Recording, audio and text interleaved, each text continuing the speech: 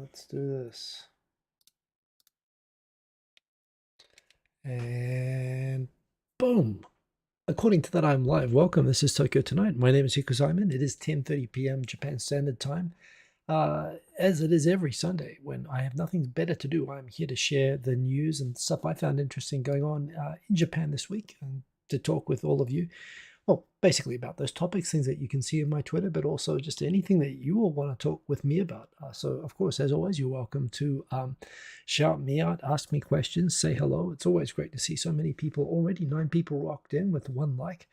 Do please click on that like if you if it's no trouble. It's I do appreciate it, and it definitely helps the show.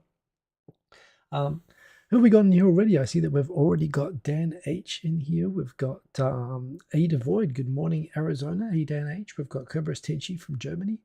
We've got the J-Vlog. Good to see you. Salutations right back at you. Mr. Cordy Chep, on time. Indeed I am. Quint Ranked, good to see you. And everybody else, please rock in. Feel free to say hello. Drop a note saying hello and where you're from. Remember, as always, just say my name, Hiko Simon, and it'll flash up orange. And in between stories, or even before stories, if you've got something that you'd like me to talk about or add to the topic list or whatever, feel free to do that.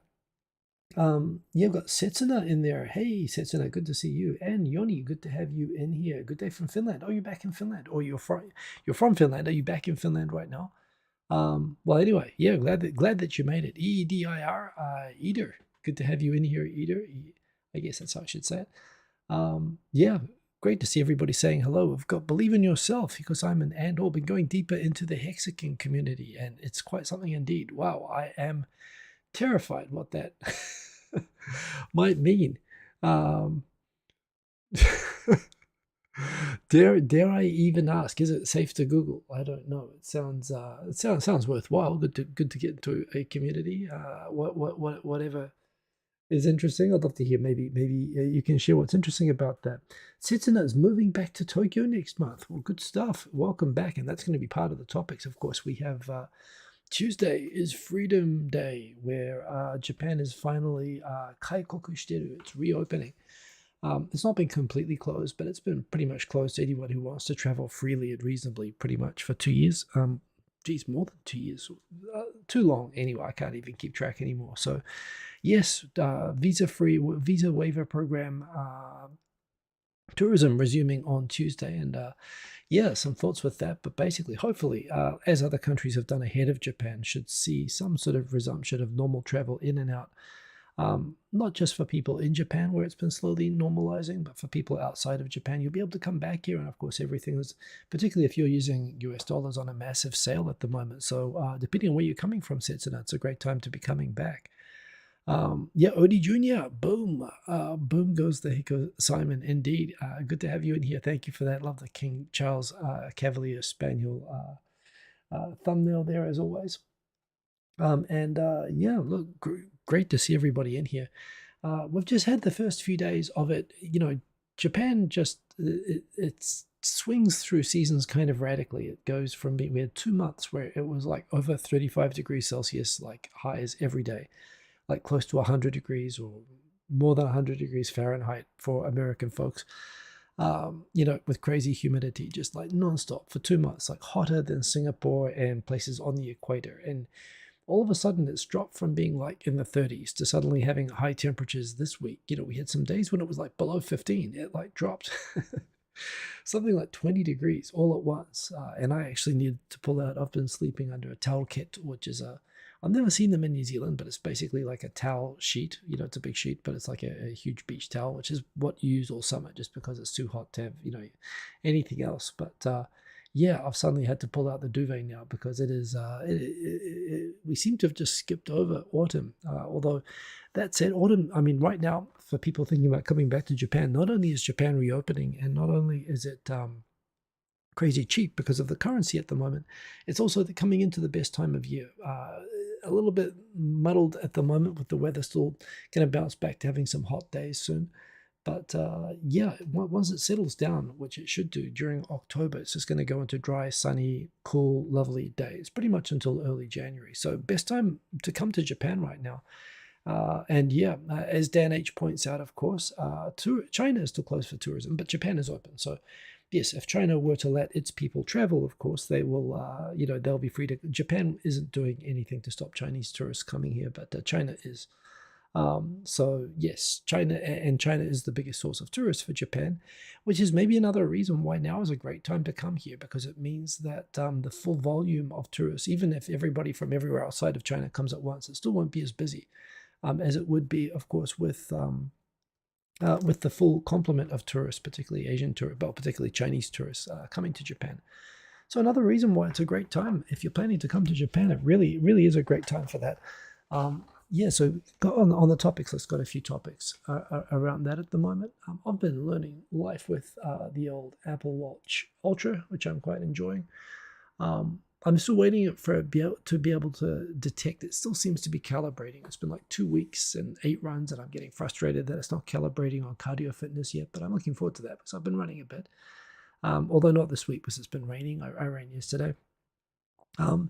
But yeah, actually a question for those in the comments. Presuming most of you are regular viewers and subscribers, you'll notice that I do now. I like to record videos, like music videos of running with my Insta360 camera. I love the look of the videos, and taking the videos inspires me to pick interesting running routes with something stops me running the same route all the time. It makes me go somewhere where I think, hey, I haven't shot a video there that would look really cool. So I do that, and I've got a bunch of those videos. So now I'm scheduling them to post once a week, basically every Wednesday. I like having everything. I mean, this is the Hiko Simon channel. It's not the Tokyo Tonight channel. This is all the stuff which I like to post. But I must admit, I just had the thought the other day. Do any of you actually watch those videos? Do you like them? Are they annoying? Do you wish I wouldn't post them? Do you wish I'd put them on a different channel? If I made another channel, would you subscribe to it? I must admit, I was thinking that this week. Oh, I have found, that said, while I'm asking, I've always found that maintaining a second channel is just kind of a hassle, and I try to keep everything as low maintenance as possible just to keep it sustainable. That's how I've been here all of these years since 2006, is I've been able to keep it going through pretty much, not creating too much burden for myself. But I must admit, I do really like those videos, although I appreciate they're very different, of course, to the news talk show. But they give me something else to post, and I hope they give people a bit of a sense of the Tokyo that I see when I'm not sitting with the same background in the same room talking to you every week. I do actually get outside and walk around every now and then. So yeah, going back into the comments, tokens name is Hex. Oh, crypto. Okay. Yeah, that could very well be a good idea, but I am not knowledgeable about that stuff. Auntie Liana in Yokohama, hey, great to see you. And yes, indeed, you made it in time. Although honestly, anytime's a good time. Make it Hiko time. Good to have you as always, Auntie Liana, and in Yokohama. Dan H, China's still closed for tourism. Yes, indeed. Yuri the best. Hey, from Ukraine. Holy crap. Seriously? We have like a Ukrainian watcher. Slava Ukraine. Yes, awesome. Congrats, I suppose. I mean, even when Ukraine's doing well in the conflict, it's obviously still, doing it at a huge cost, and it shouldn't be in the situation of having to do that at all. So, but all of that said, I mean, I don't know if it's appropriate to say congrats on well, I realize, yeah, I'm looking at it from a distance, but it looks like Ukraine, the government of Ukraine is doing well lately, which I am gratified to see, because, again, it's outrageous that the situation is happening. So yeah, really, really wonderful to have you here in the chat. I've actually got a Ukraine story this week. Ukrainian government, of course, recognized. I don't know what the actual story is here with the former Soviet republics, whether they all recognize Russia's occupation of the Kuril Islands by default. But that's one of the topics this week, that Ukraine has switched recognition of those islands from Russia to Japan. Obviously, largely symbolic, but yes, it's just another chance to say screw you, in spite of the power difference there. So yeah, interesting week, and involving Ukraine. So that's awesome. We're in Ukraine. Just out of curiosity, if you can say Yuri the best, just super interesting. Great to see a new username, and thanks again for sharing where you're from. Towel sheet. Yes, towel sheet. It's a towel kit sheet. They're pretty normal in Japan for summer, just because you can't have anything else in your sweat pretty much. So it absorbs all the sweat. It's pretty good. John Carlo Lanoy, good to have our Philippine representative with us. Hello indeed. Good to see you. We've got 270 AJ. I am doing well, 270 AJ. I hope that you're doing well. We've got one Johnson waving there. Awesome. Auntie Liana in Yokohama, you had satay in Singapore. So, Jello. I don't understand exactly what. Yes, I definitely had satay in Singapore. That's like still. I had like lots of satay in Singapore. That was awesome. That's like what I love about Singapore. All of Southeast Asia actually has like awesome food, and it's all different. I don't understand. For example, in Tokyo there are some Indonesian restaurants, almost no Malaysian restaurants, which I don't understand because Malaysian food is very very different to Indonesian food, but also awesome. Singapore, of course, satay and even Philippine food. There's another genre. I mean, I love adobo, for example. I've had a Philippine friend make adobo for me, but there are no Philippine restaurants. Even though all the Philippine food I've ever had has been awesome, it's like Filipinos seem to treat it like it's home cooked food. I don't get that, but yes, I definitely had satay when I was in Singapore. Wouldn't miss it. Scrolling down, Dan H, you just bought an Apple Watch Ultra yesterday. Any apps that I can recommend? Well, honestly, the main thing, of course, I'm using it for is the fitness app, and the health tracking is the most interesting thing. It's not so much that there are cool specialist apps, so much as what I'm finding really convenient is things like when I'm listening to podcasts or YouTube videos on my phone, but it's in my pocket. I can control a video player, I can skip, I can control the volume. I'm finding that really, really convenient, just how it uses. Or for music, it's just like a remote control on your wrist. Also, just having it linked to iPhone notifications again, so I can put my iPhone away. I've got, because Ultra, it comes with cellular. Getting that hooked up, just not missing when somebody's texting me or sending me a line message or a work message. Email messages I shut off for work because it was just like vibrating the whole time. But it's not so much that there are great dedicated apps. There are if you're into that, but I find that the default health app works well with everything and is awesome. And that the Apple Watch is just convenient that, I don't have to pull out my watch and look at my watch all the time, and yet I miss notifications less. So yeah, and I can just control, you can use it as like a remote control for watching movies and stuff like that, as well as having just playing like listening to videos like a podcast and having it in your bag. So that's what I'm loving the most about it. No, of course, the other thing about the Apple Watch Ultra that I'm really enjoying is the battery life. I find it charges. I can go out and run, do a pretty full day tracking lots of things, and in the time that I have a shower, which isn't very long, it charges enough that pretty much outside of that I can wear it 24 hours. So yeah, I'm into it. I don't know that I needed the Ultra per se, but I'm digging it, and I like the look of it. It's it's a bit bulky, but I found a watch face that I like. I got two bands, this and another one, but I actually really like this yellow one, and I like the feel. So yeah, I'm happy with it actually. So yeah, congrats on getting it. I'd love to hear your thoughts and notes as you get used to it. Um, uh, he goes, Simon, that'd be great on the shorts reel. That's a good point. I mean, that's of course shot in a different perspective, but I can generate those. I have to check how long. I think shorts are restricted to like 90 seconds. Although, you know what? Now that you mention it, that'd be a really great way to put up like more, because they're stacked all the way back to March at the moment, doing them weekly, but I don't want to like over spam. But you know what? That could also, assuming that if I do them as like short 30-second videos, maybe the running vids would be slightly less annoying. I can experiment with doing like TikTok videos that way, I suppose. You know what? This is why I love this community, the JVlog. Well, everyone may be right now hating JVlog for suggesting this to me, but I think that's a great idea. I'm going to try that out. Thank you for the suggestion. Setsuna thinks so as well. I must admit, I still am from the generation, obviously, that sees vertical video as VVS. If you want to know what I'm talking about, just search for YouTube about. There's a great PSA on VVS, on vertical video syndrome. And why you shouldn't shoot videos in vertical perspective. I think we've now moved beyond that quaint age, but yeah, it's that is a thing. So yeah, lifetime is the best time indeed. Yuri the best. Just saw from other vloggers, they split their channels to 3 channels for that reason. Stop posting to as many of them. Thank you, Yuri. I think you're right.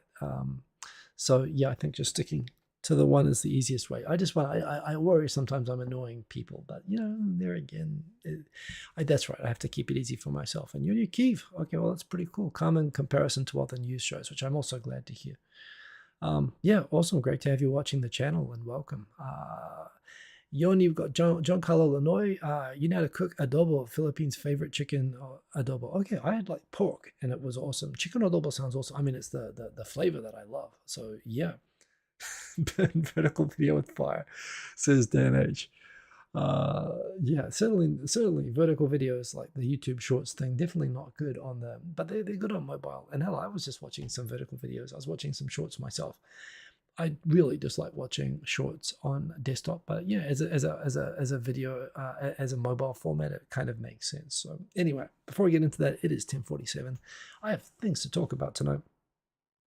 I actually on like Monday, I did two posts. One post was talking about my take, which on the North Korean missile, which set off the J alert. Was that Monday or Tuesday? It was on one of those 5 days ago, so I guess it was Tuesday. And I gave a couple of tweets with my take on the North Korean missile launch over that flew over Japan and set off alerts and outrage and the media cycle going.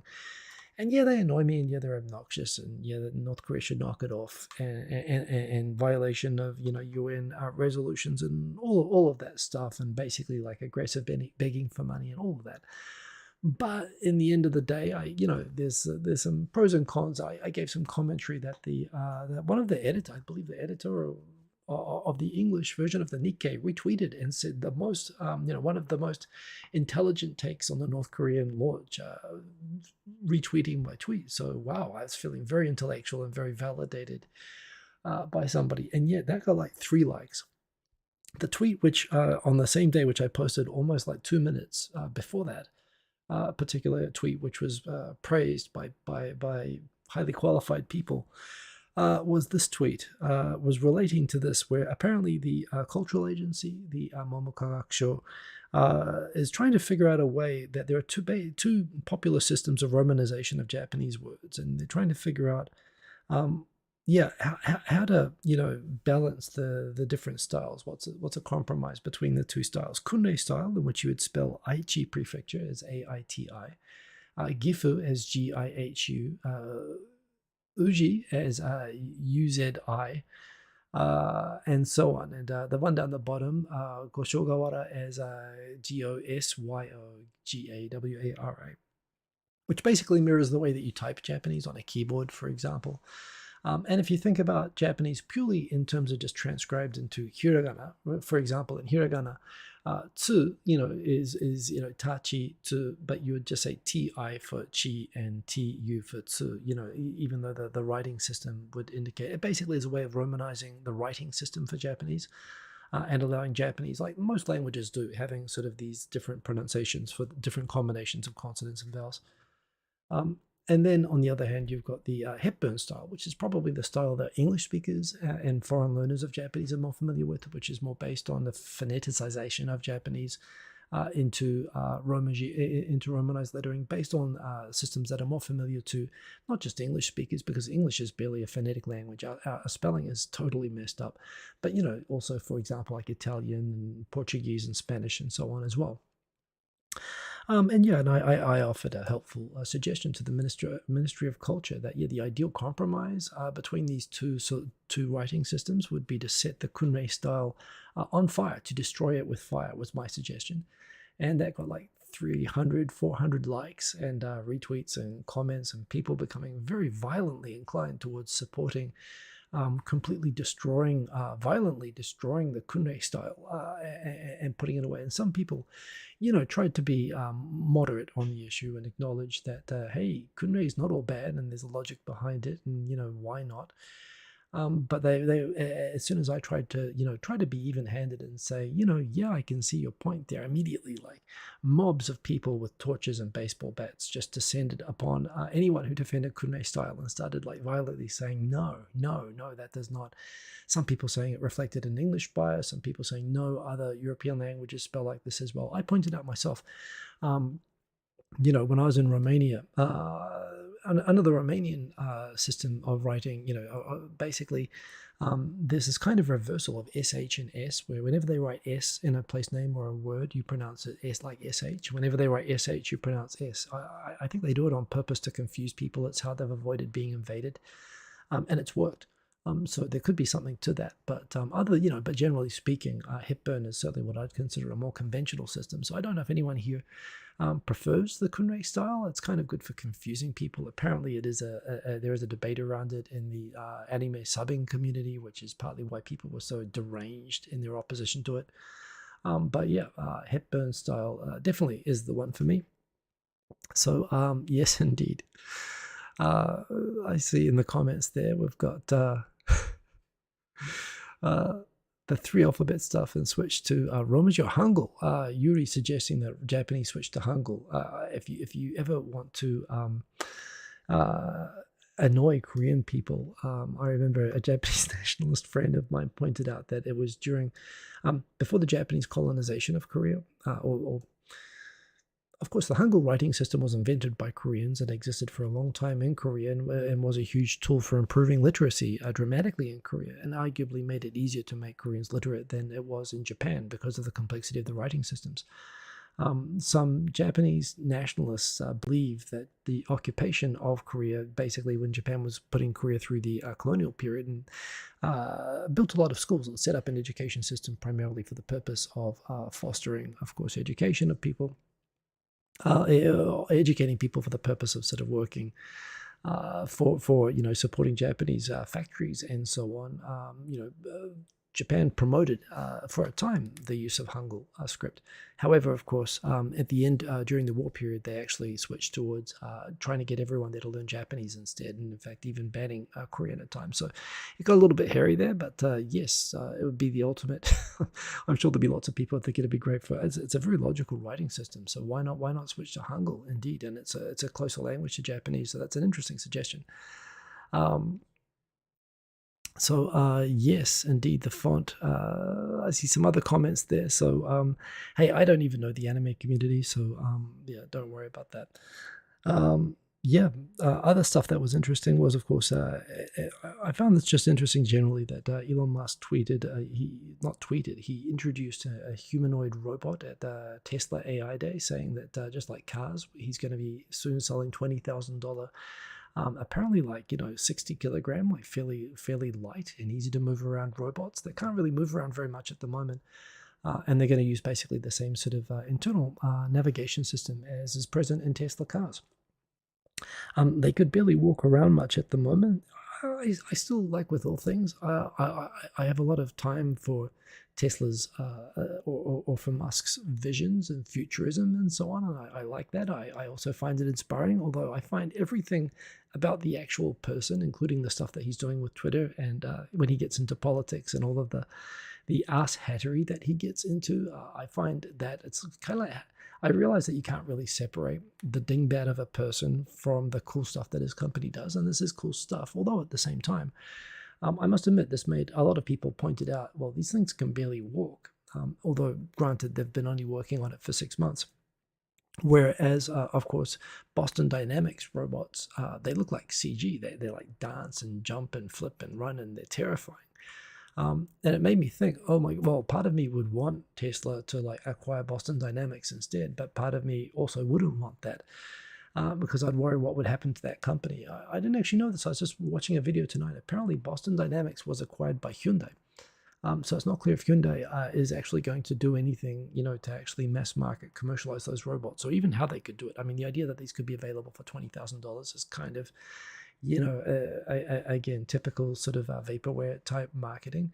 Or indeed, if you actually had a robot like this around there, even if you had a robot that could move the same as a human and navigate like a human and do tasks like a human. I mean, let's face it, we're selling literally the original meaning of the word robot, like slaves, basically.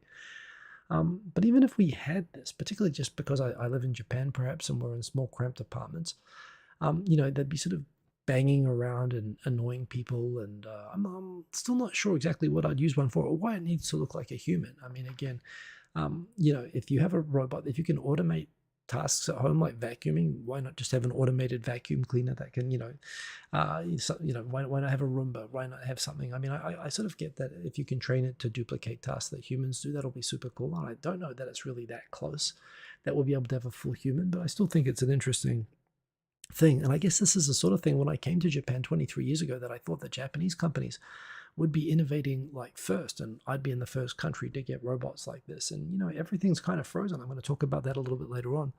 But yeah, it's good to see at least someone's trying to do this. So yes, indeed. Project X01, good to have you here in the chat. Remember, everybody, as you join, do like if you like it. It's pretty much the only thing I do it for. You see the video is not monetized. So I just do it for the likes pretty much. So I appreciate that.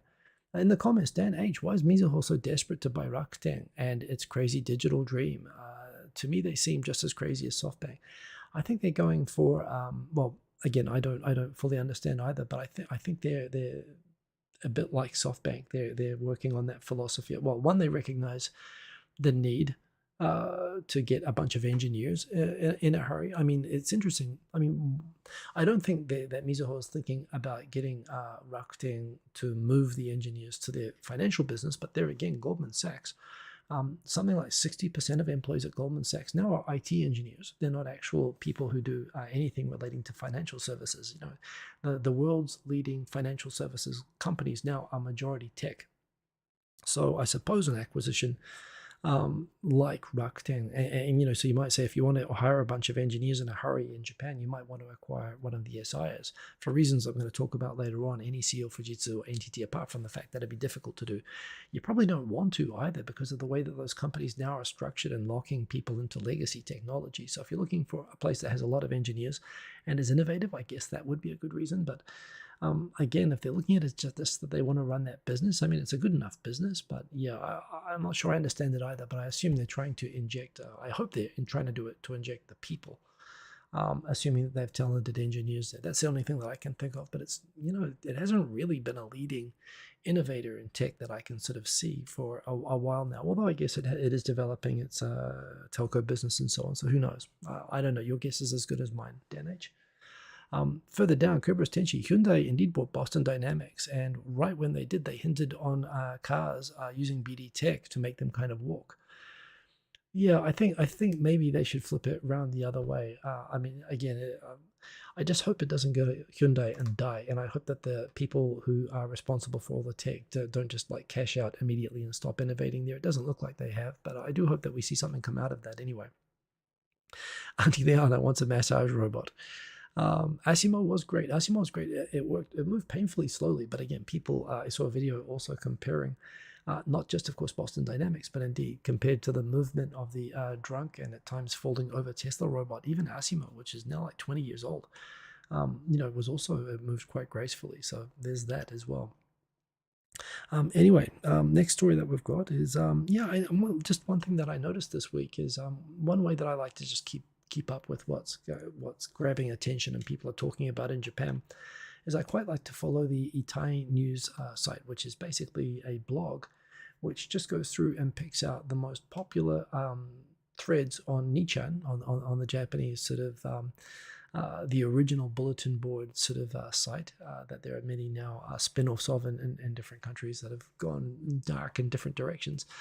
But the original Nichan, the Japanese site, it actually has it's kind of like Reddit, I suppose, in some ways. And, there's actually people with quite good senses of humor. And this Itai News is very good at picking out popular topics that are interesting with picking out the best and most entertaining comments. And I find that a great way just to keep up, one way to keep up with what's going on in Japan. However, since August, it looks like the blogger there who has been keeping that site going for like 10, 15 years, and it's, I doubt they're making any money off it. I mean, there are tons of embarrassing like banner ads all around it, but other than that, it seems to be just somebody doing a lot of work, and it's a very popular. It's got something like 500,000 followers just in RSS.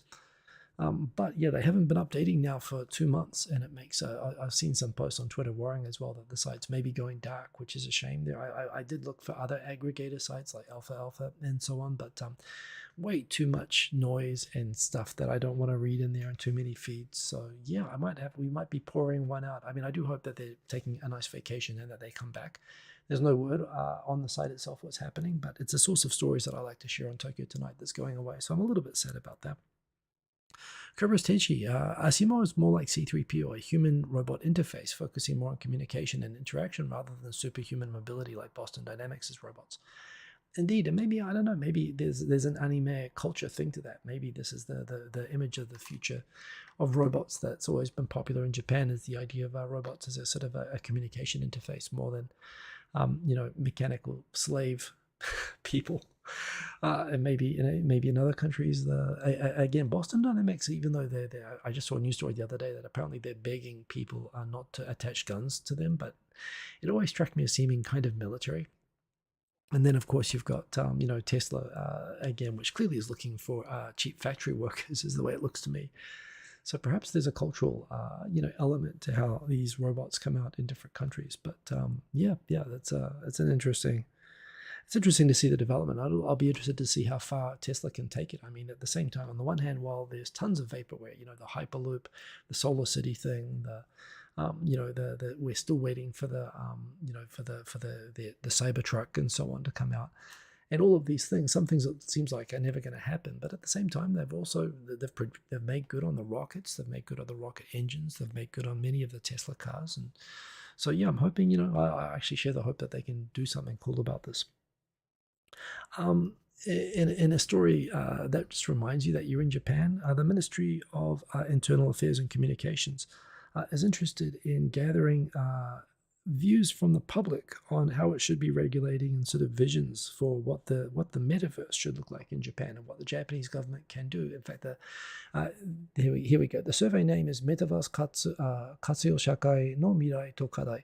So it's a future where society uses the metaverse and issues with that. And they ask the public to submit ideas of issues and possibilities for the metaverse in Japanese society. Of course, they requested that people submit feedback in Excel format. At least they didn't have to fax it, so it's baby steps. It is improvements. But again, you talk about where Japan is kind of stuck in technology 20 years in the past. Excel is, of course, enormously popular in Japan, mainly because it's very flexible with formatting, much more flexible than Word, actually. And look, I learned when I worked at an IT consulting company for my first job, every single document, including literally text documents, everything was created in Word. But when you're doing program design spec sheets and charts and so on of how programs work and stuff like that, as well as preparing and checking test data and stuff like that for programs, it's a great program. But that said, again, using it as an interface, you might create a form that you ask people to, fax or something to you. But now it seems like they're going digital by keeping the form in the original way that they would design the form, which would be physical, but they're asking to send it as a digital file, i.e. just send the file back. I suppose it's more useful than a PDF, which you can't enter anything into. But again, clearly this should have been a web form, but they're still just working in not outdated, people are still using Excel, but filling this in as a way to do it. The digital minister, Kono Taro, said next year it would be a web form. He actually saw this. He saw the announcement of this getting called out in the media. And he's going to chase it. Kono Taro, I like that he picks the easiest common sense moles to whack with a hammer. But there are deeper seated structural issues with IT in Japan, which I also hope that he's undertaking. But anyway, this was, you're living in Japan when the Ministry of Technology, of Communication Technology issues a public survey where it asks people to fill in a survey in an Excel sheet and attach it and send it back. I mean, just the malware and virus risk alone of that is still interesting. So, Dan H. Goldman has 9,000 IT engineers, about a third. Okay, I'd heard that it was a majority, so maybe I got the numbers flipped around. I thought it was like 2/3 were now IT engineers. I've seen talks by Goldman speakers saying that now most of their people, they see themselves now as a tech-first company. But okay, if it's only a third, that's still it's a significant number anyway. That could have something to do with the interest of Mizuho and Rakuten, but I don't know. The JVlog, yep. My City Hall gives you the digital versions, but wants you to print them out. Yep, that's another thing. I suppose they're being, well, no, I don't really see how they're being eco-friendly. They're making these forms in Excel, certainly, and maybe that's the thing. But yeah, Quinn Ragged, I guess they'll want Excel because they can extract things using VBA, even if icky. I'll bet you $1 that they're just doing this as a proxy for the Excel forms that they would have been collecting manually, and would have people collect and have city workers manually input the data. For those people who input the data, I suppose having them submit it digitally will make copying and pasting more easy. And if they get any IT time, you're right, they probably could create a VBA or a macro to extract the data from the forms, but I'll bet you well, it is the Ministry of Internal Affairs and Communications. If it was like a prefectural government, I would doubt that they would be doing anything like that, which they should be doing. But yeah, who knows? Baby steps. Everything seems to be improving. In Ukraine, they even have passports in an app. Yeah, that's it's kind of funny. Yeah, Ukraine has a reputation for being tech savvy. And I mean, indeed, just the fact that they've been able to prevent their government from getting taken down by the Russians, how they were able to sort of firewall and withstand the original cyber attacks was pretty impressive. So indeed, things to learn there. No doubt Japan has things to learn from Ukraine in this area. On the North Korean missile, what I was talking about, what I was giving credit for talking about was just some interesting thoughts about this. The route of the missile that was chosen. I mean, okay, so this was the first time since 2017 that North Korea's fired a missile over Japan. I believe like the third or fourth time that it's done that. So prima facie, North Korea launches missile over Japan, triggering missile alert systems and panic. Looks like North Korea is trying deliberately to provoke Japan and trying to get a reaction and stir international anger once again. That's the superficial take. It's not really accurate. What North Korea did was they wanted to test a long distance rocket. And the only way that they could really test long distance, because they're basically boxed in by Japan, is to fire things up as high as possible and have them land down. And because Japan is sensitive, even if it lands inside Japan's economic zone, they have to come down like in the Korean half of the distance between North Korea and Japan. So they basically it's like they have to see how far they can shoot a bullet by shooting it straight up in the air and having it land nearby coming down. That's what they do with most of these missile tests. But this one, they wanted to try to shoot it. This is a 10,000 kilometer missile. So yeah, what they did was, maybe not 10, it's 5,000 kilometers. It's supposed to be able to get close. It's really for Guam, but it's supposed to be able to get close to like Alaska.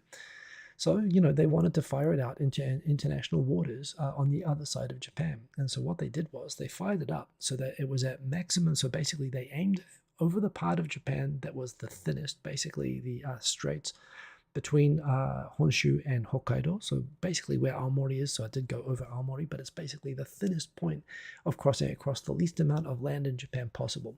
And they made sure that the perigee, the top point of the rocket's trajectory, was while it was flying over Japan, 1,000 kilometers up. Remember, the Kármán line marking the line to space is 100 kilometers. So it went 10 times the distance that space tourists go into space on rockets, basically. I believe even the International Space Station is like 600 kilometers, I believe. So this actually went up higher than the International Space Station, and it came down 3,000 or 4,000 kilometers into the Pacific, presumably in international waters. Hopefully not endangering any shipping traffic or fishing or anything like that. So you could look at it that way. And what's interesting about that as well is you might say, well, what if next time Japan should just shoot the missile down when it comes over? The thing is, the Patriot missile system only works up to an altitude of 25 kilometers. And even the THAAD system, which America installed in South Korea, which outraged all of the Chinese, even that can only fire up 200 kilometers. So actually at 1,000 kilometers, it was actually beyond the range of any missile defense system. And the other thing is remembering as well that this missile is not aimed at Japan. It's really aimed at the United States and bases, particularly in Guam and Hawaii and elsewhere. But the idea that America could defend America by putting missile defense in Japan, this kind of shows that it can attain altitudes which American missile defense located in Japan can't do anything about. So yeah, all of that said, violation of international, of deals that North Korea itself, was subject to in previous aid deals and so on, and of UN Security Council resolutions and whatnot, and clearly, a provocation, and they've continued firing missiles almost every day this week. But in terms of, was it something to trigger panic, and was it intended as a sort of a shot over the bow of Japan? It looks like, to the extent that, yeah, they fired over Japan, but they really did everything possible to try to minimize that in the circumstances. So yeah, it was bad. I'm not endorsing it or making excuses for it, but it's clearly wrong to interpret it as, run down to the bunker. North Korea is going to attack us anytime soon. Of course, the fact that we have US bases in Japan. Clearly, the aim for North Korea is to create a deterrent to stop, U.S. military action against North Korea. And obviously, if there ever were such a thing to happen, North Korea undoubtedly would attack U.S. bases, which are all around Japan, including in Tokyo. So we would have missiles come here to Tokyo if that were the case. But clearly, they're not doing target practice at Japan just yet. So I'm not too stressed out in spite of the J alert system going off. Aaron, good to see you. Boom, good to see you in there. We've got Eric Bailey. Did I offend YouTube? I haven't got notifications in weeks. I happened to remember you tonight and came on my own. Aren't you? I'm proud of you, and I don't know why you didn't get notifications. I did post the live stream 30 minutes ahead of the show, but yeah, you should have gotten the notification for that. So I don't know. Maybe unsubscribe and resubscribe. Try that. And if all else fails, I mean, look, I try to be predictable. I'm in the same place every week, the same time every week, and I post on Twitter and Facebook. So, if you hopefully just through all of those things and through me always showing up at the same time in the same place, hopefully you can find me. But yeah, that is a pain if YouTube is not pushing through the notifications. Sometimes the algorithm is weird that it won't show, even in your subscriptions feed, it won't show all of your videos that you're subscribed to, which is weird. But yeah, I don't know what you can do about that, but thanks for telling me about the problem. Great to see Aaron in there. And yeah, we've got Ukraine. So apart from all the stuff happening in Ukraine at the moment, the Ukrainian government actually switched recognition, as I mentioned in the beginning of the show this week, to recognize that the Kuril Islands, the southern Kuril Islands, I should add, the Kuril Islands are an island chain which extends all the way from Hokkaido all the way up to the Kamchatka Peninsula in Russia. And there's many islands in it. And Japan only actually claims the bottom four. The bottom four were inhabited with about 30,000 Japanese people. At the time of the end of the war, when the Russians sort of came in and occupied those islands, and they've never given them back. And the reason for the Russians occupying them is, they give a way for Japan to basically lock in its Pacific Fleet in the Sea of Okhotsk. They basically want complete freedom of navigation through those islands around the top of Japan. So they're strategic for Russia, and Russia maintains that they took them fair and square after Japan had surrendered at the end of World War II. So Japan, of course, has relinquished its claim to the rest of the island chain, but it considered the 4 islands at the bottom of the chain in this picture to be islands that were part of regular Japan, just the same as the rest of the islands. At the start of the war and should have been returned. And America takes Japan's side that under the Treaty of San Francisco, these should have been returned to Japan. And Russia actually looked like in 1956 that they were going to relent. Brezhnev actually did a deal with Japan where he was going to plan to give back two islands at a time, over time, building positive relations with Japan. However, Brezhnev died, the deal fell through, and Russia's kind of has held out the carrot of, hey, we can revive the 2+2 plan if you want to, get rid of all American bases in Hokkaido and give us security guarantees and buy a ton of our oil, and we can give you maybe 2 of those islands back, which has been a little bit too much for even Japan to agree to. So they've kind of been having this will they, won't they negotiation about the islands pretty much for 70 years, right up until the war in Ukraine started, where when Japan sided squarely with America, siding with the Ukrainian government against the Russian invasion. Russia turned up the rhetoric against Japan, and it's gotten harder. But yeah, it's a nice screw you to Ukraine as another country suffering from occupation of its sovereign territory by Russia. It's the Ukrainian government has switched recognition to Japan, which I guess is only symbolic, but it was a nice thing of them to do nonetheless. That said, I mean, what do I think? I don't think these islands are ever coming back. The residents of these islands do actually still live. They live like in Nimrod, which is like right here, and the community, they actually have special arrangements that they can travel to go and visit family graves and visit their old properties. But of course, now these islands are inhabited by Russian people that were planted there. Ironically, many of the people who inhabit these islands were actually deportees from Ukraine at the end of World War II that Russia sent off to Siberia to populate these islands so that people would be on them. So yes, ironically, these are people who were deported basically from Ukraine to fill these islands and take over when they basically deported the Japanese and fighting age Japanese males from these islands were actually kept in labor camps in Siberia for up to 20, 30 years after the war. So Yeah, really interesting history and just an interesting, nice little symbol there, which is just a reminder that Japan is squarely on Ukraine's side in this conflict, pretty unambiguously, actually. And when polls have been taken of public feelings about the war, there are people who are actually feeling like this is just, support for Ukraine is a support for U.S. imperialism, and this is all just something being done by America to undermine Russia. And the views that are kind of like that and even favorable towards Russia, in countries like India, almost 50%. Even in Western Europe, some countries in Western Europe, rates of us, sympathy for Russia and support for Russia and feeling like this was, Russia had no choice, like 30% in some places. In Japan, it's just about the lowest in the world, sympathy for Russia. It's like 5%.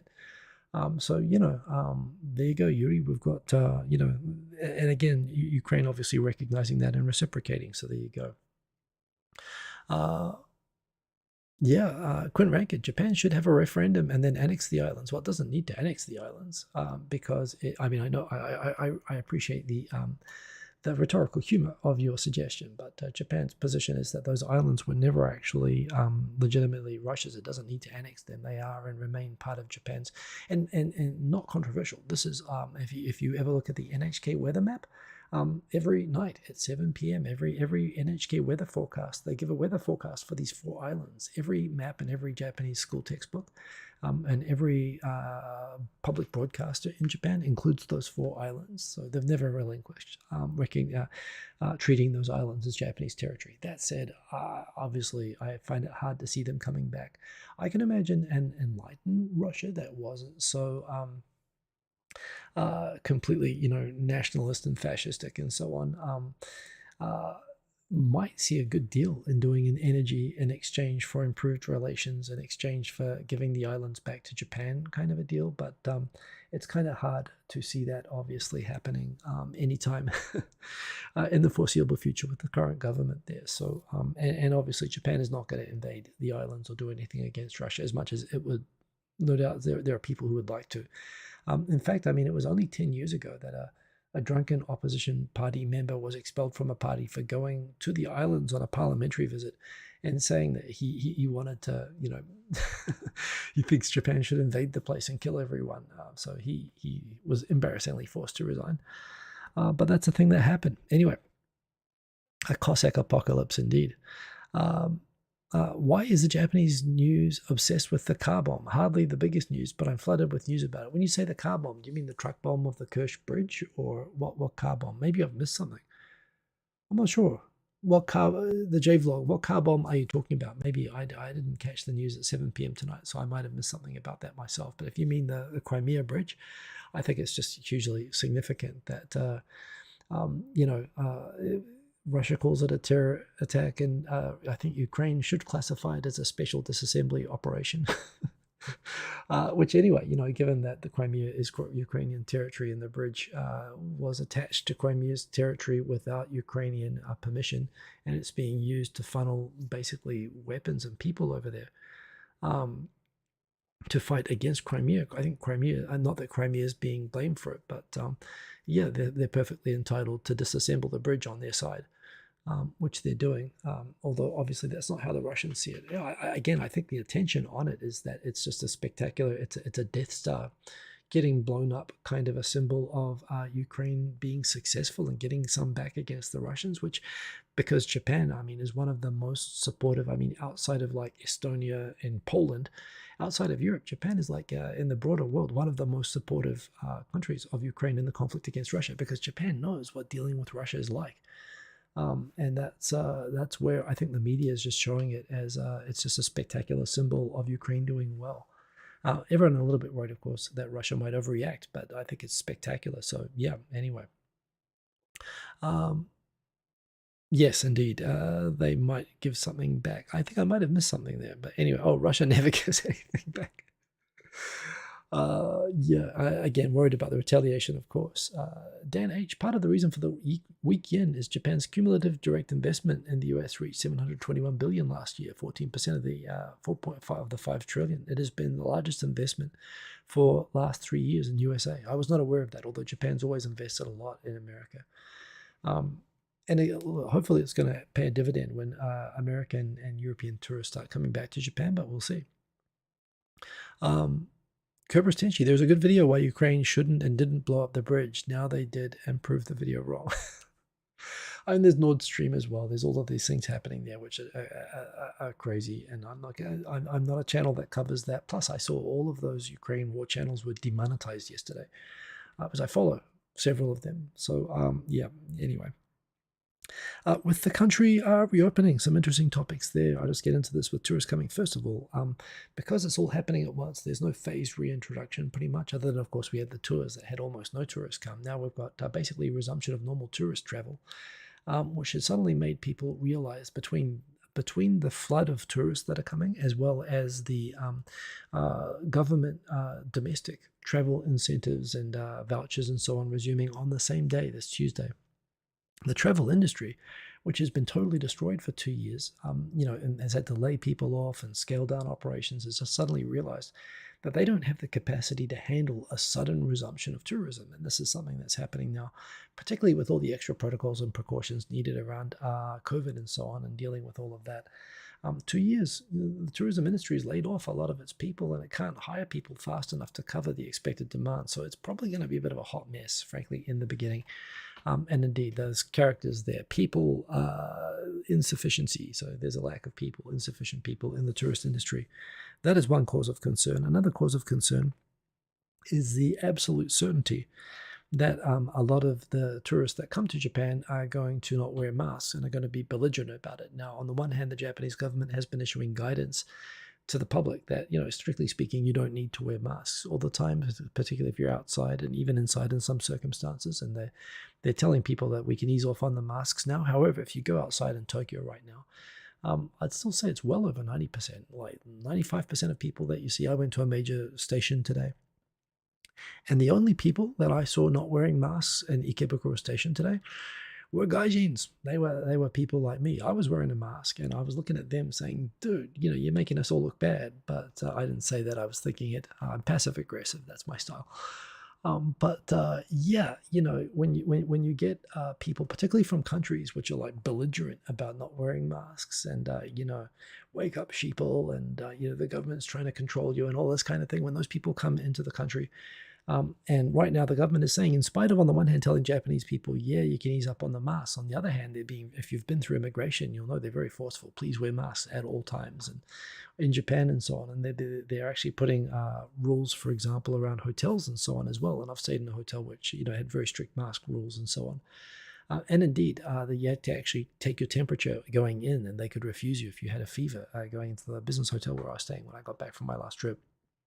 So, yeah, there's going to be drama. There's going to be hassles. There's going to be confrontation when hotels are going to try to get people to mask up. People already talking about how they've been on flights from the US, where entering countries and airports with strict masking rules, and all the Americans getting off planes like would not, and will take offense at being told to wear masks and so on. And yet they're going to be coming here again. Hopefully, if you really want to come to Japan and you really want to, if you're really into the culture here, masking has always been part of the culture. That's why we've done relatively well with COVID. I think it was one of the big reasons, is that, masking culture was already here. If you're here for the culture, wearing a mask is like, wearing a ninja anime samurai costume. Seriously, like, think of it as cosplay.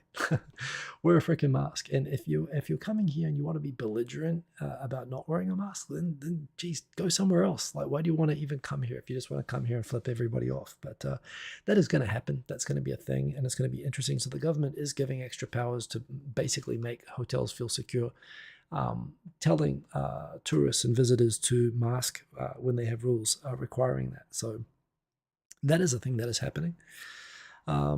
Into the comments as well. Hotels are sold out or have crazy inflated rates. Wow.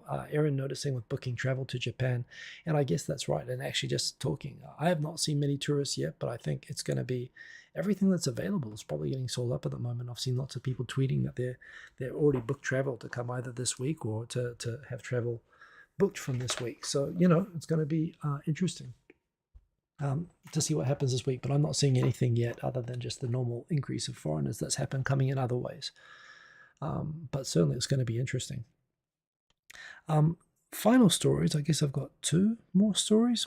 First one is, let's Let's go to this one. Kishida, the Prime Minister's popularity is now, his approval rating has now dropped to 35%, and his disapproval rating is now 48%. So less popular than Biden. Again, I said he's kind of an empty, vacuous PR slogan, PM, which I thought might be enough to hold things for the LDP. But between their Mooney's Unification Church cult ties coming to light, and the scandal and noise around that, and just how much the LDP, it turns out, uses cults to support it in electioneering activities. Between that and the the state funeral for Abe, pretty much without consultation and done still as a party political commercial. And the mileage that the opposition got. It's funny, the opposition hasn't increased its approval ratings in spite of being successful at damaging the government with criticism.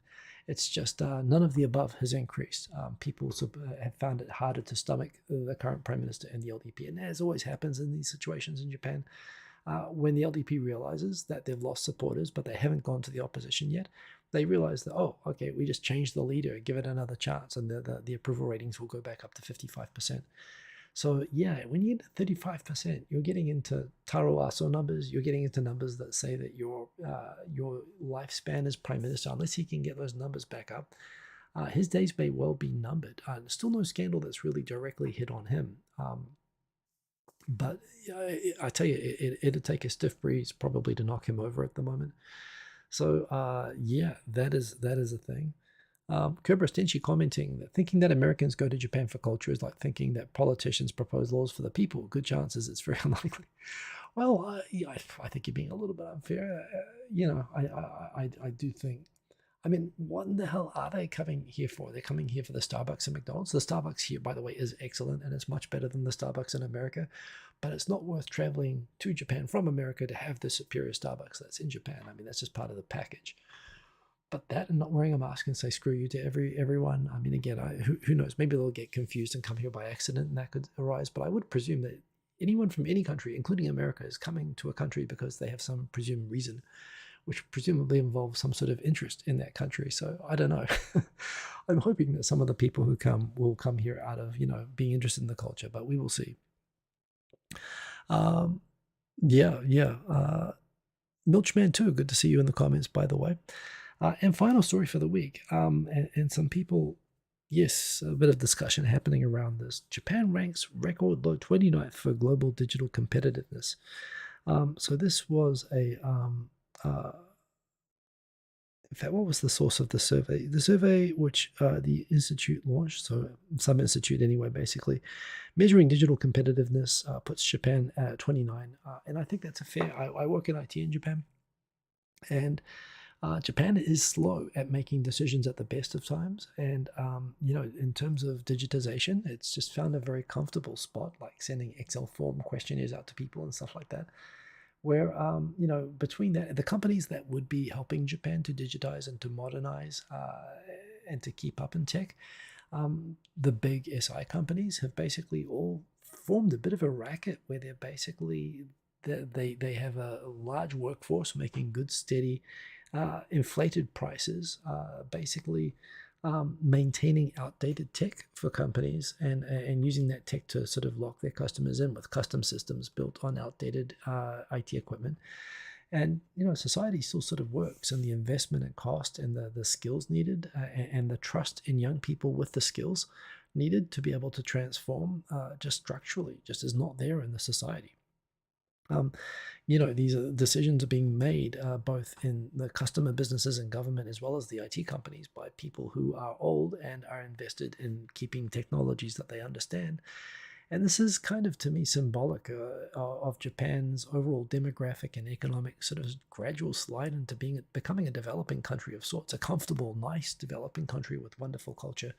And still plenty of good reasons to live here, but the fundamental changes that are needed to be able to increase Japan's digital competitiveness, and by that, that's the adoption of digital technologies to be able to basically innovate quickly and to provide convenient technologies at scale that make everybody's lives more convenient and so on, and to allow new businesses to start up and compete and so on. The ecosystem for that, you basically need to break the stranglehold of the IT companies.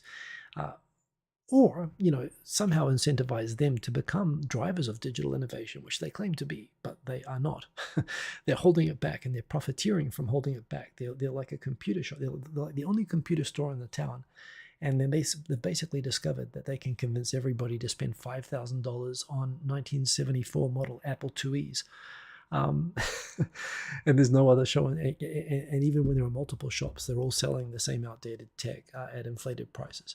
So either they become actual digital innovation driving hubs that actually train their workforces and promote digital innovation, or the government does something to allow those companies that will do that to be successful, to sort of break the kind of oligopoly that's happening in Japan and holding it back. As well as all the other inhibitions, of course, to young people being able to start businesses and so on in Japan, and being able to, and the incentives for people. Again, young people want to go and join those big IT companies for stable employment and health insurance and jobs and so on. So why would you go on your own and learn new tech? I mean, people do it, and people do great things with it, but there's still, overall, most people will still want to go for the safety of bigger jobs where they won't get that training to be more digitally competitive. So there are huge structural problems, and this is where, while I'm a huge fan of Taro Aso, and he's saying a lot of the right things about trying to get rid of the silliness in Japanese government of using outdated tech, he's still playing whack-a-mole with small and easy issues, frankly, like hankos and web forms and Excel and all this kind of thing. When if he really wants to actually make a difference, he's got to take on the harder fights of digital retraining of the entire populace, breaking frankly, the kind of monopoly, which is kind of damaging, Japan's competitiveness, that the SI companies holding Japan back. There's tons of huge issues to be tackled that I wonder if the Japanese government understands and has the willpower to address. I saw some people responding to this, questioning whether it can be true. I work in this field, and it's true. Japan is, of course, still a huge tech and IT, and it's a huge population and a huge country, and there is wonderful innovation within Japan. But overall, working in this field myself, Japan, in spite of representing huge sales numbers for advanced digital tech, as a proportion against the size of the economy, it still is like way, like magnitudes less than it should be. For example, compared to other modern economies in Europe or Australia or North America, and it's falling further behind. It's moving more slowly. Those countries that are adopting digital tech are moving more quickly and accelerating more quickly as a result. So, yeah, I feel this myself anyway in my day-to-day work. Oh, and final story, I missed this one. This was just from this evening, and it was just a survey of foreign students studying in Japan. Of course, foreign students can study in Japan right now. Only 47% of them actually, 42% want to find employment at Japanese companies, mainly because they're concerned that basically Japanese companies are a little bit too domestic and not accommodating of non-native Japanese speakers, and therefore more interested in international companies. And believe me, I've done that working at Japanese companies and considering myself pretty fluent at Japanese, and found it a struggle culturally and for other reasons, like Japanese companies themselves, even when Japan was more international during the bubble, was not very outward looking or accommodating of other cultures. And I feel like Japan's becoming more insular. So I think that's a legitimate concern. And again, this is something that I hope Japan recognizes as a problem and addresses to try to, prevent the accelerating decline of its economy. On that bright note, we are up and over on time. It's 11:34 Japan Standard Time. I see the final comments. We've got Yuri the Best. By not wearing masks, they will teach the Japanese the value of freedom. Yes, I'm sure. Thank you, obnoxious, drunk British tourists and American tourists, for showing us our freedom. Indeed, Dan H. They is from a Swiss. This is the digital thing. The institute is from a Swiss private university, and in the report they rank business agility, talent, and regulatory framework the worst in Japan. Yeah, all legitimate criticisms. Setsuna, there was a funny slip there, Hiko-sama. You said that you're a great fan of Taro Aso. Did I say that? Oh my god, I meant to say Kono Taro.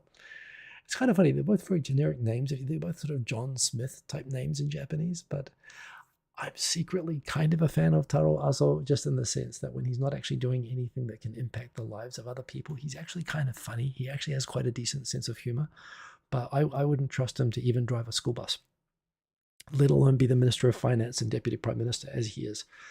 But he's a funny guy. But no, I meant to say Kono Taro. Thank you for the catch, Setsuna. The other, the other Taro indeed. Anyway, yes, thanks everybody. So that is the show this week. I hope you enjoyed it. I'm still being a bit quiet at the moment. We're still, it's kind of in quasi-summer mode here, doors open and whatnot. But hope that you all have a good week. Do stay safe. Do not get the Rona. We'll see what happens if the country collapses under the weight of a flood of stampeding tourists without masks coming in from Tuesday. I guess we'll find out if I'm still here next Sunday. Do take care of yourselves. Have a good week, everybody. Boom. Peace. And remember to like, by the way, if you like the show. I do appreciate it. 10 likes so far, 26 viewers. So please leave a like on the way out. I do appreciate it. Talk to you later.